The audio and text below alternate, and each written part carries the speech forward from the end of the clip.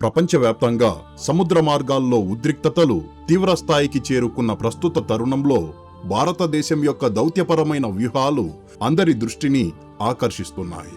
ముఖ్యంగా ఇరాన్ దేశపు రాయబారి చేసిన తాజా వ్యాఖ్యలు అంతర్జాతీయ సమాజంలో సంచలనంగా మారాయి. భారతీయ ప్రజలు తమకు అత్యంత ఆత్మీయులని, భారత ప్రభుత్వం ఎల్లప్పుడూ తమకు అండగా నిలుస్తోందని ఆయన స్పష్టం చేశారు. రెండు దేశాల ప్రయోజనాలు, విశ్వాసాలు ఒక్కటేనని కుండబద్దలు కొట్టారు. ఇంతటి భయంకరమైన యుద్ధ వాతావరణం నెలకొన్న వేళ ఇరాన్ ఎందుకు భారతదేశం వైపు ఎంతో ఆశగా చూస్తోంది? దీని వెనుక ఉన్న అసలు భౌగోళిక రాజకీయ వ్యూహం ఏమిటి? ఈ పరిణామాల గురించి ఈ వీడియోలో మనం లోతుగా విశ్లేషిద్దాం. కానీ ముందుకు వెళ్ళబోయే ముందు దయచేసి ఈ వీడియోను లైక్ చేయండి. అలాగే మన ఛానల్ను సబ్స్క్రైబ్ చేసుకోండి.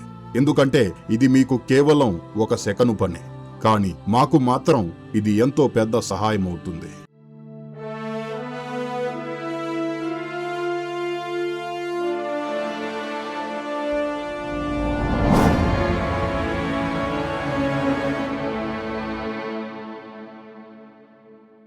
గత కొద్ది రోజులుగా భారత్, ఇరాన్ మధ్య దౌత్యపరమైన చర్చలు అత్యంత వేగంగా జరుగుతున్నాయి. కొద్ది గంటల వ్యవధిలోనే భారత విదేశాంగ మంత్రి ఎస్ జయశంకర్ తన ఇరాన్ కౌంటర్ పార్టుతో 3 సార్లు అత్యవసరంగా సంభాషించారు. అంతేకాకుండా భారత ప్రధానమంత్రి స్వయంగా ఇరాన్ అధ్యక్షుడితో చర్చలు జరపడం ఈ పరిస్థితుల తీవ్రతను తెలియజేస్తోంది.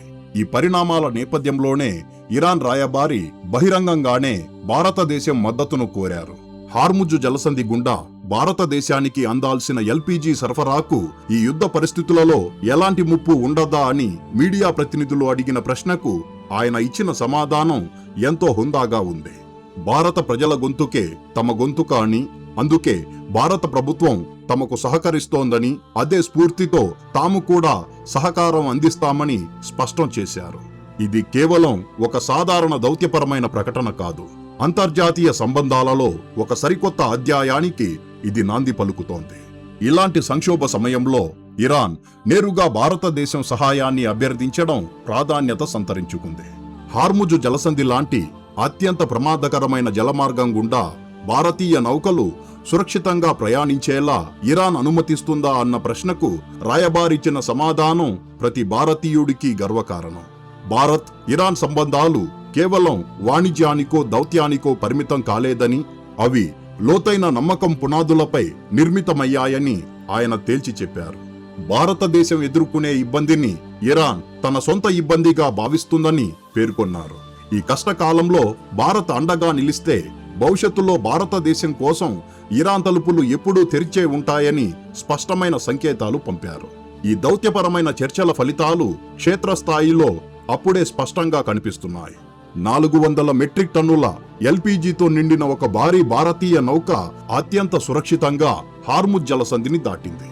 ఆ వెంటనే మరో నౌక కూడా ఎలాంటి ఆటంకాలు లేకుండా అక్కడి నుండి బయటపడింది. ప్రస్తుతం భారత నావికా దళం అప్రమత్తమై ఈ నౌకలకు పూర్తి స్థాయి భద్రత కల్పిస్తోంది. భారతీయ జెండా ఉన్న ఏ నౌకను కూడా ఆ జలమార్గంలో ఎట్టి పరిస్థితుల్లోనూ అడ్డుకోబోమని ఇరాన్ ఖచ్చితమైన హామీ ఇచ్చింది. అధికారిక గణాంకాలను పరిశీలిస్తే ఇప్పటి వరకు మొత్తం 22 భారతీయ వాణిజ్య నౌకలకు ఇరాన్ ప్రభుత్వం ఆకుపచ్చ జెండా ఊపి సురక్షిత మార్గాన్ని కల్పించింది. వీటిలో ఎల్పీజీ రవాణా చేసే నౌకలతో పాటు ముడిచమురు నౌకలు, రసాయన నౌకలు, సరుకు రవాణా చేసే భారీ కంటైనర్లు ఉన్నాయి. ఒక్కసారి అంతర్జాతీయ ముఖ చిత్రాన్ని గమనించండి. ఒకవైపు అమెరికా, ఇజ్రాయిల్తో పాటు ఐరోపా దేశాల కూటమికి చెందిన నౌకల ప్రవేశం ఆ ప్రాంతంలో పూర్తిగా నిషేధించబడింది. కానీ అదే సమయంలో భారతీయ నౌకలు మాత్రం అత్యంత దర్జాగా, ఎలాంటి భయం లేకుండా ప్రయాణిస్తున్నాయి.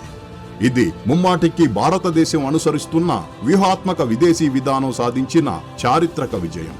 భవిష్యత్తులో ఈ ఐరోపా దేశాల కూటమికి చెందిన నౌకలపై ఇరాన్ తన కఠిన వైఖరిని మార్చుకునే అవకాశం ఇప్పట్లో కనిపించడం లేదు. ప్రస్తుతం నడుస్తున్న ఈ ఘర్షణ వాతావరణంలో భారతదేశం ఒక కీలకమైన మధ్యవర్తి పాత్రను పోషించాలని ఇరాన్ ఆశిస్తోంది. తెర వెనుక దౌత్యం ద్వారా శాంతిని నెలకొల్పగలిగే సత్తా కేవలం భారతదేశానికే ఉందని ఇరాన్ బలంగా నమ్ముతోంది. దీనికి తోడు ఇతర దేశాలు తమ వాణిజ్య లావాదేవీలను డాలర్కు బదులుగా వేరే కరెన్సీలో నిర్వహిస్తే వారికి కూడా ఈ మార్గం గుండా వెళ్లేందుకు అవకాశం కల్పిస్తామని ఇరాన్ పరోక్షంగా సూచించింది. కానీ ఈ పరిణామాల మధ్య అమెరికా ఒక ఊహించని భారీ దాడికి దిగింది. అమెరికా సైన్యం ఇరాన్ ఆధీనంలో ఉన్న కార్గు దీవి మీద గతంలో ఎన్నడూ లేని రీతిలో అత్యంత తీవ్రమైన వైమానిక దాడులను నిర్వహించింది. ఇరాన్ ఎగుమతి చేసే మొత్తం చమురులో దాదాపు 90% చమురు ఈ దీవి గుండానే ప్రపంచ మార్కెట్లకు సరఫరా అవుతుంది. తాజా రక్షణ రంగ నివేదికల ప్రకారం ఆ దీవిలోని 90కి పైగా కీలక సైనిక స్థావరాలను అమెరికా దళాలు పూర్తిగా ధ్వంసం చేశాయి. ఇరాన్ ఆర్థిక వ్యవస్థ మూలాలను దెబ్బతీయడమే ప్రధాన లక్ష్యంగా ఈ దాడులు జరిగినట్లు స్పష్టంగా అర్థమవుతోంది. చాలా మంది విశ్లేషకులు అమెరికా తీసుకున్న ఈ నిర్ణయం అకస్మాత్తుగా జరిగిందని భావిస్తున్నారు. కానీ అమెరికా రక్షణ వ్యూహాలు అలా ఉండవు. ఇది ఎంతో పకడ్బందీగా దశాబ్దాల క్రితమే రచించబడిన ఒక పక్కా సైనిక వ్యూహంలో భాగం. అమెరికా చేసిన ఒక అధికారిక ప్రకటనలో తమ దళాలు ఎడారి దేశాలు ఉన్న ప్రాంతంలోనే అత్యంత భారీ బాంబు దాడులను నిర్వహించినట్లు స్పష్టం చేశారు. ఇరాన్ ఆర్థిక వ్యవస్థకు గుండెకాయ లాంటి కార్గు దీవిలోని సైనిక స్థావరాలను మాత్రమే తాము లక్ష్యంగా చేసుకున్నామని, చమురు మౌలిక సదుపాయాలను ఉద్దేశపూర్వకంగానే విడిచిపెట్టామని వారు ప్రకటించారు. కానీ ఒకవేళ ఇరాన్ గనుక హార్ముజు జలసంధిలో వాణిజ్య నౌకల రాకపోకలను అడ్డుకునే ప్రయత్నం చేస్తే వారి చమురు బావులను కూడా ధ్వంసం చేస్తామని అమెరికా తీవ్రమైన హెచ్చరికలు జారీ చేసింది. ఆ ప్రాంతంపై ఆధిపత్యం చెలాయించాలన్న ఇరాన్ ఆలోచనలను దెబ్బతీయడం, ఇరాన్ ఎప్పటికీ అణుశక్తి గల దేశంగా మారకుండా నిరోధించడమే అమెరికా ప్రధాన లక్ష్యాలు. అమెరికా వ్యూహం కేవలం దాడులు చేయడం మాత్రమే కాదు, ప్రపంచ ఇంధన వనరులపై పూర్తి నియంత్రణ సాధించడం. ఎవరి చేతిలో ఇంధన వనరుల నియంత్రణ ఉంటుందో వారే ప్రపంచ ఆర్థిక వ్యవస్థను శాసించగలరు. మరి ఈ భౌగోళిక రాజకీయ పరిణామాల ప్రభావం భారతదేశం మీద ఎలా ఉండబోతోంది? సామాన్యుడి దైనందిన జీవితంపై, ముఖ్యంగా వంటగదిపై ఈ ఘర్షణల ప్రభావం పడనుందా అంటే అవుననే సమాధానం వస్తోంది. అమెరికా, ఇజ్రాయిల్ మరియు ఇరాన్ మధ్య జరుగుతున్న ఈ ఆధిపత్య పోరు ప్రభావం భారతీయ ఆర్థిక వ్యవస్థపై పడే అవకాశం ఉంది. ఒక నివేదిక ప్రకారం భారతదేశం తన అవసరాలకు సరిపడా వంట గ్యాసులో సుమారు 60% విదేశాల నుండే దిగుమతి చేసుకుంటోంది. అందులో 90% గ్యాస్ ఈ ఉద్రిక్తతలు నెలకొన్న హార్ముజు జలసంధి గుండానే రావాలి. అందుకే భారత ప్రభుత్వం అప్రమత్తమై ముందు జాగ్రత్తగా చర్యలు చేపట్టింది. మార్చి 8వ తేదీన పెట్రోలియం మంత్రిత్వ శాఖ దేశీయ వంట గ్యాస్ ఉత్పత్తిని గరిష్ట స్థాయికి పెంచాలని రిఫైనరీలకు ఖచ్చితమైన ఆదేశాలు జారీ చేసింది. ఫలితంగా దేశీయ ఉత్పత్తిలో గణనీయమైన పెరుగుదల నమోదైంది. అయినప్పటికీ ముప్పు ఇంకా పూర్తిగా తొలగిపోలేదు. వాణిజ్య అవసరాల కోసం వినియోగించే గ్యాస్ సరఫరా విషయంలో కఠినమైన ప్రాధాన్యతా క్రమాన్ని అమలు చేస్తున్నారు. ఇలాంటి ఉత్కంఠభరిత పరిస్థితులలో మార్చి 7వ తేదీన ఖతార్ నుండి బయలుదేరిన శివాలిక్ అనే భారతీయ నౌక మార్చి 13వ తేదీ నాటికి అత్యంత విజయవంతంగా హార్ముజు జలసంధిని దాటి రావడం ఒక ఊరటనిచ్చే అంశం. దీనిని బట్టి భారతదేశానికి ఆ వాణిజ్య మార్గం ఇంకా పూర్తిగా మూసుకుపోలేదని అర్థమవుతోంది. ఒకవేళ ఆ మార్గం గుండా సరఫరా పూర్తిగా నిలిచిపోతే పరిస్థితి ఏమిటి? దీనికోసం భారతదేశం ముందుగానే ప్రత్యామ్నాయ వ్యూహాలను సిద్ధం చేసుకుంది. మార్చి నెలలో భారతదేశం రష్యా నుండి ముడి చమురు దిగుమతులను భారీగా పెంచింది. ఇది రోజు రోజుకు దాదాపు 12 లక్షల బ్యారెళ్లకు చేరుకునే అవకాశం ఉంది. దీని ద్వారా హార్ముజు మార్గంలో ఏర్పడే అంతరాయాన్ని చాలా వరకు సమర్థవంతంగా ఎదుర్కోవచ్చు. ఆసక్తికరమైన విషయం ఏమిటంటే సుమారు 2.5 నుండి 3 కోట్ల బ్యారెళ్ల రష్యన్ ముడి చమురు ప్రస్తుతం హిందూ మహాసముద్రంలో నౌకలపై నిల్వ చేయబడి ఉంది.